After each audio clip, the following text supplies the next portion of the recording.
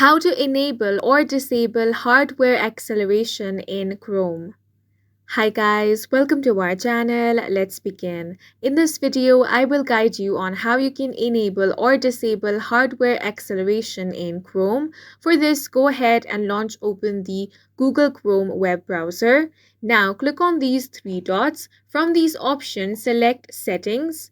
Now, on the left-hand side panel, you will have different options. Scroll through this and get to the System one. Click on this.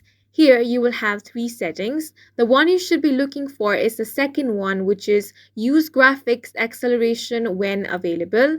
Now, hardware acceleration in Google Chrome is a feature that uses your computer's graphic processing unit to speed up tasks. So, if you want to turn this off, simply toggle this option off. If you want to turn it on, simply toggle this option on. Remember to click on the relaunch option to relaunch your Google Chrome after you've made your changes.